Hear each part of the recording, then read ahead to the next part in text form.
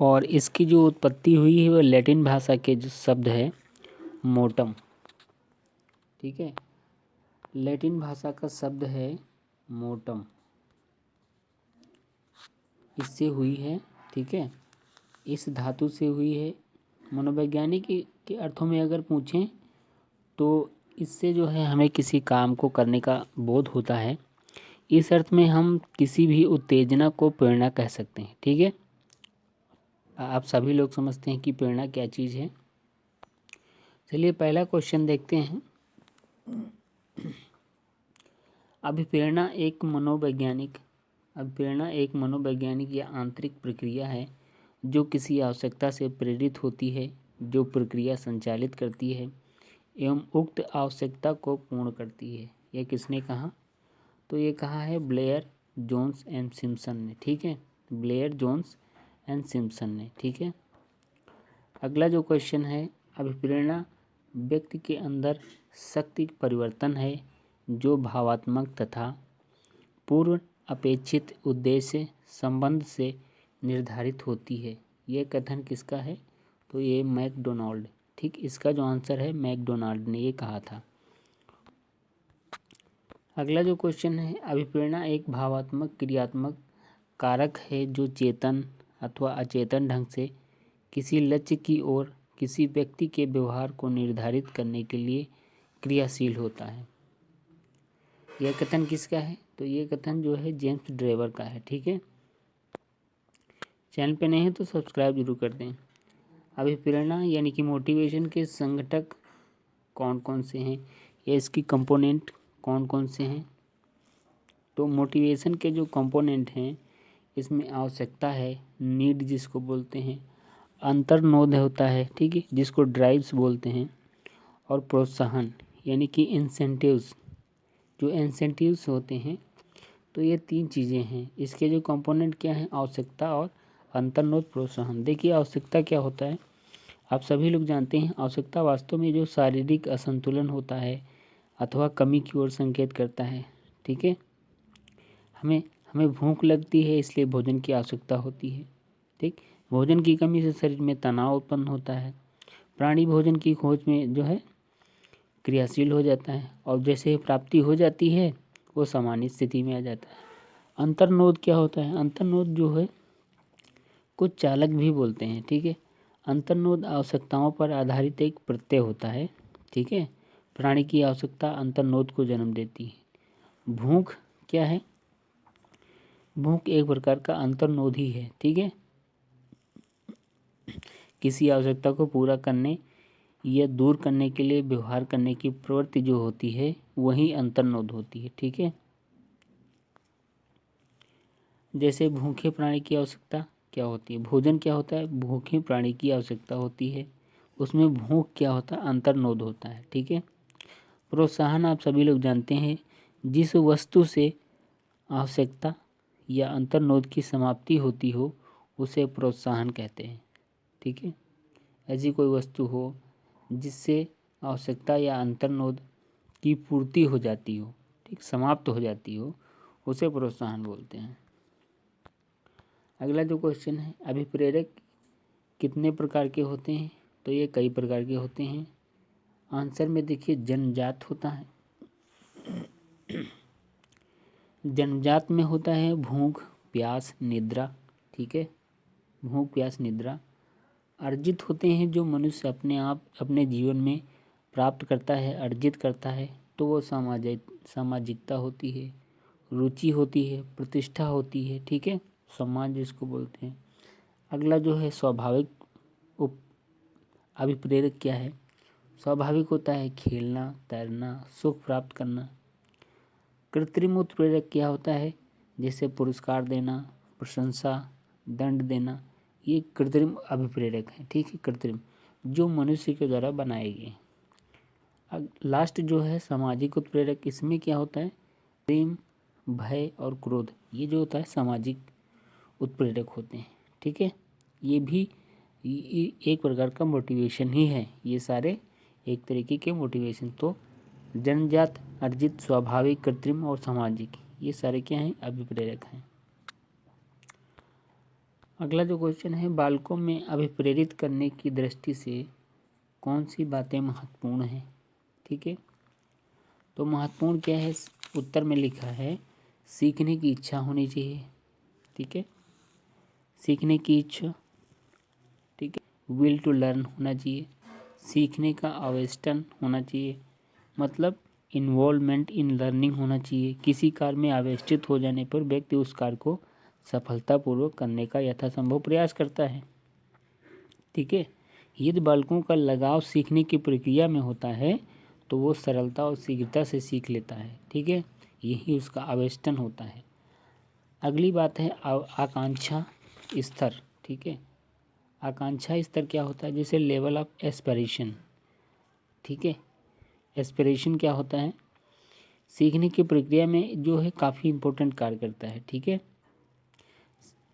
व्यक्ति अपने आकांक्षा स्तर के अनुरूप ही प्रयास करता है। ठीक है, सफलता प्राप्त जैसे ही हो जाती है उसका भावी जो आकांक्षा स्तर है प्रायः ऊंचा होता है, जबकि असफलता अगर मिल जाती है तो उसका आकांक्षा जो स्तर है वो डाउन हो जाता है, गिर जाता है। अगली जो चीज़ है वो प्रतियोगिता।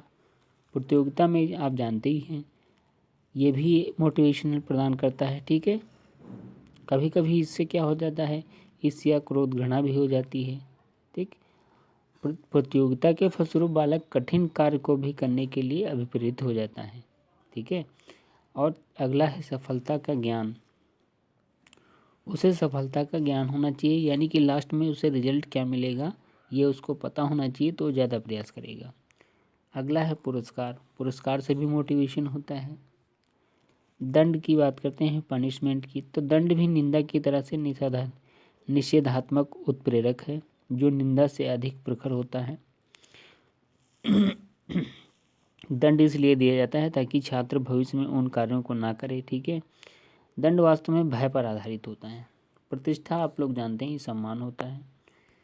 अगला जो क्वेश्चन है, पुरस्कार वांछित कार्य के साथ सुखद सहचर्य बनाने का साधन है।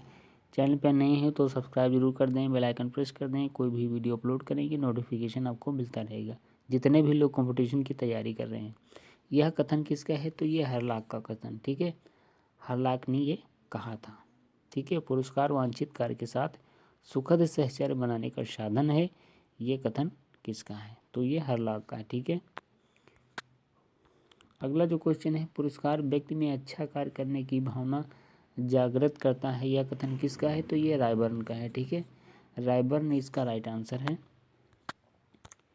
अगला जो क्वेश्चन है, पुरस्कार कितने प्रकार के होते हैं, तो ये दो होते हैं, एक तो भौतिक होता है, दूसरा सामाजिक होता है।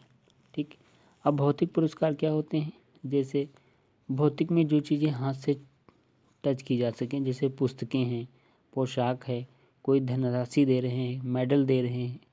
ठीक है, तो ये भौतिक सामग्री में आते हैं, इसलिए भौतिक पुरस्कार हैं। जबकि सामाजिक पुरस्कार की बात करें तो उसके अंतर्गत क्या आता है, जैसे कोई उपाधि देना, डिग्री देना। ठीक है, डिग्री देना, प्रशंसा करना। ठीक है,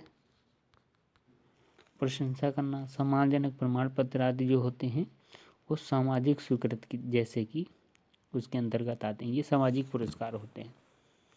ठीक है, और भौतिक पुरस्कार होते हैं उनमें कोई भौतिक सामग्री दी जाती है। ठीक है, अगला जो क्वेश्चन है, पुरस्कार से क्या क्या हानियां हैं, तो इसका जो आंसर है इसमें द्वेष, वैमनस्य, हानिकारक प्रतिद्वंदिता। ठीक है, किसी को ज़्यादा बड़ा पुरस्कार दे देंगे, किसी बच्चे को अगर छोटा पुरस्कार दे दें तो उसके अंदर द्वेष की भावना आ जाएगी, वैमनस्य की भावना आ जाएगी, प्रतिद्वंदी पैदा हो जाएगा। ठीक है, उसके अंदर प्रतिद्वंदिता पैदा हो जाती है। अगला जो क्वेश्चन है, निषेधात्मक उत्प्रेरक कौन सा है, तो दंड जो है वो निषेधात्मक उत्प्रेरक है, जिसको पनिशमेंट बोलते हैं। निषेधात्मक इसलिए है, ठीक है, क्योंकि इसमें जो है जब कोई बच्चा शैतानी करता है तो उसको दंड दिया जाए, और दंड उसके लिए सही भी हो सकता है और बहुत बुरा भी हो सकता है, क्योंकि वो जिद्दी भी हो सकता है, अपराधी बन सकता है। ठीक है, या फिर उसमें और सारे अवगुण आ सकते हैं, सुधर भी सकता है, नहीं भी सुधर सकता है। ठीक है, तो ये निषेधात्मक उत्प्रेरक है। अगला जो क्वेश्चन है, आधुनिक मनोविज्ञान कौन से दंड का विरोध करता है। तो जो आधुनिक मनोविज्ञान, जो मॉडर्न जो साइकोलॉजी है, वो जो फिजिकल पनिशमेंट है, ठीक है, शारीरिक दंड यानी जो फिजिकल पनिशमेंट है उसका विरोध करता है, ठीक है। यानी कि साइकोलॉजी क्या कहती है कि उसको दंड, शारीरिक दंड नहीं देना चाहिए। अगला जो क्वेश्चन है, देखिए चैनल पे नहीं तो सब्सक्राइब जरूर कर दें, बेल आइकन प्रेस कर दें ताकि कोई वीडियो अपलोड करने की नोटिफिकेशन आपको मिलता रहेगा। छात्रों को दंड देने से क्या लाभ होता है, ठीक है। क्वेश्चन नंबर 13 है, छात्रों को दंड देने से क्या लाभ होते हैं। तो इसका उत्तर है अनुचित व्यवहार में सुधार होता है, ठीक है। अनुशासन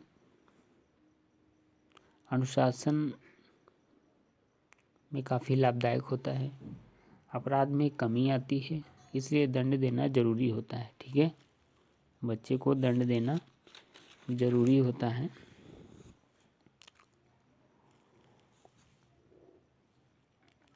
इसके द्वारा छात्रों को जो अवांछित कार्य होते हैं उनको करने से रोका जा सकता है, ठीक है। और पुरस्कार, देखिए दंड देते समय जो है अध्यापक को गंभीर मुद्रा में हंसना नहीं चाहिए, ठीक है। हंसते हंसते दंड देने का बच्चे पर कोई असर नहीं होता है, ठीक है। और दंड का प्रकार का मतलब ये है कि छोटी छोटी त्रुटियों पर जो है, अगर छोटी छोटी गलतियां बच्चा करता है तो उसको बहुत कड़ा दंड नहीं देना चाहिए, ठीक है। और दंड जो देना चाहिए, पनिशमेंट, वो निष्पक्ष भाव से देना चाहिए, ठीक है।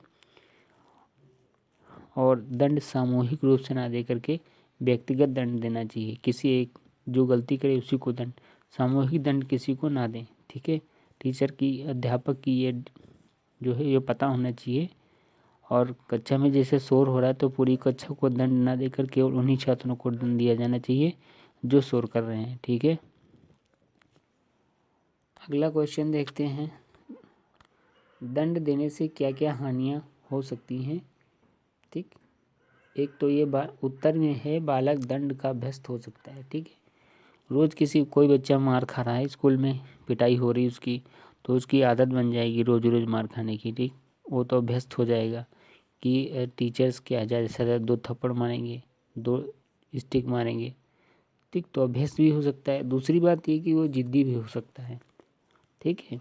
तो कुछ चीज़ें ध्यान रखनी चाहिए टीचर्स को कि ऐसी हानियाँ भी हो सकती हैं, बालक का उग्र स्वभाव का हो सकता है, ठीक है। यह दंड का अभ्यस्त हो सकता है, यानी रोज़ मार खाने के लिए तैयार रहेगा पर होमवर्क नहीं करेगा, ठीक है। इसका मतलब ये हुआ। उम्मीद करते हैं वीडियो पसंद आया होगा। वीडियो पसंद आया तो प्लीज़ चैनल को लाइक से सब्सक्राइब करें। मिलते हैं नेक्स्ट वीडियो में, तब तक जय हिंद।